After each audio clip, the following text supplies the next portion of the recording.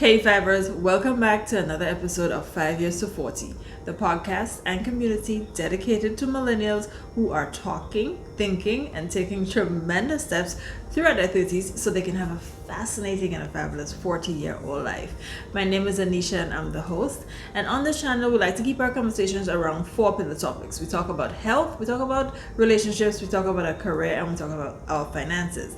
Now this is the month of March, so we are talking about our career because actually today, as I'm recording, is the day of International Day of Employee Appreciation. So it's Employee Appreciation Day, and I'd like to tell all my fivers who are working, whether you're working from home or you're telecommuting or you're flex timing, whatever your job that you're in, whether in the front line, we appreciate you so much. Whether you're a stay-at-home mom, just thank you for the work that you're doing and for the value that you're bringing to the world, and happy Employee Appreciation Day. Now, while we're talking about the employee appreciation, I thought I would give you a little history on where employee appreciation originated. We're going to talk about why it's important, and we're going to talk about some amazing ways that we can keep the feeling going longer. So not just have appreciation on one day, which is wonderful, but to do some things that we can help the feeling to last all year round. Okay, so if you're into that, let's get into it.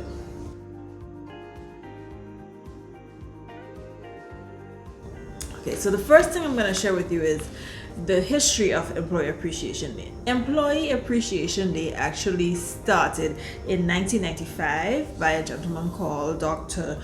Bob Nelson, and he is a world advocate for employee appreciation, and he wrote several books on it, and he strongly believed that there's a strong correlation between showing employees appreciation and a business recognizing things like increased productivity, increased profitability, increased team and employee morale, and increased employee engagement, which is a huge thing when it comes to measuring productivity in an organization. We can get into that in future episodes. If you're interested in learning more about employee engagement, then leave a comment below and I'll be sure to do an episode on that.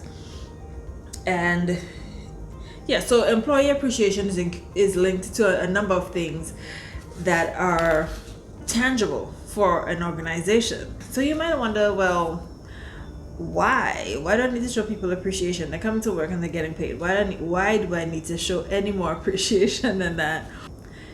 But the real thing is, appreciation helps to normalize and improve your organizational culture, because appreciation becomes something that people understand and look forward to, and they do it on a normal basis. So it's normalized. We're shouting that so many things get normalized nowadays, so it gets deeply ingrained into the culture of your organization, and so it becomes one of the things that your company could be known as a company that deeply appreciates its employees, and that always flows over to the employees' appreciation, customers appreciation, the company. It's just a great give and take when you appreciate your employees and when you implement it and work at it every day. And also it helps to clarify for if you have new persons, so when you're coming on board, it helps to clarify what living up to a company's values looks like. So if your company value is appreciation, people say, oh, this is what it looks like when a company practices appreciation. They give you ice cream on Employee Appreciation Day, or they give you a discount to, I don't know, a massage something, or they give you a card. Like for me, a card would do it, because words of affirmation is my love language. So tell me something nice. So let's talk about 3 ways you can implement appreciation in the everyday to help improve your organizational culture. And the first way is kind of obvious.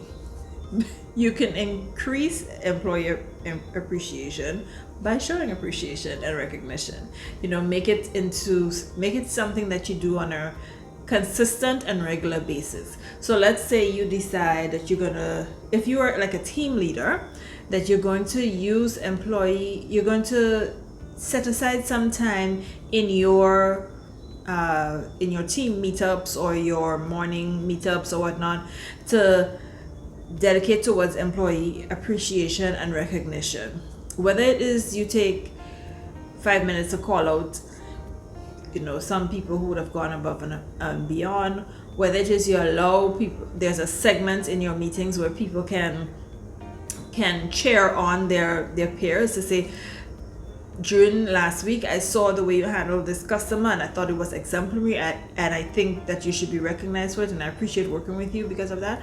But just to take a few minutes out of what is normal, what is routine, and be consistent about it. And that really helps you, because first of all, it helps you to build discipline.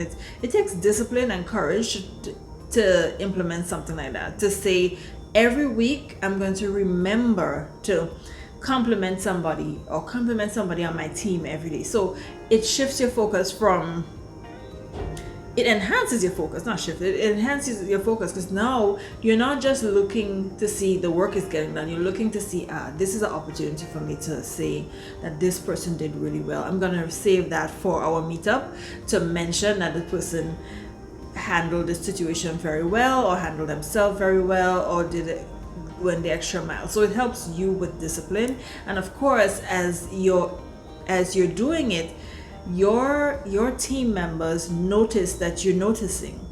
So it helps to build the rapport you have with them and the rapport they have between themselves. So let's say that you are an employee and you do this for yourself, just every week you remember to compliment somebody or call out every time you see somebody do something good. You commit to that. So at least once a week you tell somebody something positive, or mention verbally some form of appreciation and recognition. That helps you to build discipline and courage, and it helps them to do the same. So that's one way you could do it. Just build it into your routine and make it consistent. The second way you can do it is by information and inclusion. So as a let's take it from a leader standpoint, right? So you're a leader and you might think, well, I don't want to share every single thing that I have to do, and I don't want to include every single person, because it might take a lot of time and additional time to what you're doing and slow down the process. But the truth is, people really do appreciate when they are including in things. So again, it might take some out of your time, but the reward is huge, because people feel as though they have a buy-in to the situation. Let's say a change is happening and you include them on it, they might even be able to share some great ideas. Let me share a story. So a friend of mine went ahead and wanted to surprise his wife, and they were refurbishing a part of their home, and they were painting and making the place look really nice, and he went ahead and surprised her by buying this really cool sofa. And he let the painters help him move it in and everything, and then when she came back, she had gone out. When she came back home, she saw it, and he said she saw she was pleased, but there was something missing. And I mean, they've been together for years, so he must have noticed that there's something just wasn't the whoo that he thought she would have greeted him with for doing something so huge. So he questioned her about it. She said it was fine. Later though, like about a week later, whatnot, she mentioned to him that she had wanted a couch, and I guess that's why he went ahead and got this couch sofa for her. We say couch in Grenada, but anyhow, so he got it, but she had her eye on a particular one that would have contrasted well with the new paint that they just put up in the living room. So she had her mind on one that she was actually going to go get for herself anyway. So while she loved that he went ahead and did this, she had this particular one that would have matched, and it would have been just like what she had put aside in her Pinterest board. And ladies, you know how this Pinterest board is important. So he was kind of, feeling a type of way about it, and I guess that's understandable. But the truth is, had he just mentioned, or tried to get the information from her in a different way, so that she was included in the decision, the outcome would have been different. But that's a that's a relationship example for a career problem. But the same way, when things are happening and things are changing, or just you're implementing a new system or whatnot, it's really good to include the people who will be affected or who will be using it, because they feel as though you're giving them the a priority and time to buy into whatever you're doing. So you can think about that as a great way to show appreciation, like you appreciate their input all year long. You can do it for big things, big projects, and small projects. The third and final way you can show appreciation is by recognizing people's gifts and talents and directing them accordingly. So this can help you, this can show up as your job design. So you know that organizations have different departments to handle different tasks, and human beings have different things that they're naturally inclined to. So what I'm saying is, it's really great when you recognize somebody's skill and talent. Let's say somebody's very gifted in handling customers, then you want to put that person where they can deal with customers as much as possible. That's not to say that you're not going to give them the opportunity to learn other things, but if they're very good at something, they would do it because they're intrinsically motivated. It comes naturally for them, so they'll just be doing that without, they wouldn't feel burdened, they wouldn't feel like if they're working, because they are doing the thing that they're really good at. And I know that sometimes the constraints of what a company needs to do does not afford everybody to the opportunity to do the thing that they're naturally good at, but as far as possible, people feel appreciated if they get to do the thing that they're very good at doing. Let's say you have a bakery and you have the best bakers in the land, you have the finest pastry chefs, and you have the people who bake bread like mwah. You have people who make wedding cakes, and the rumor is when they make a wedding cake, nobody gets divorced. So and suddenly some celebrity or something is having a wedding and they want you to do the cakes.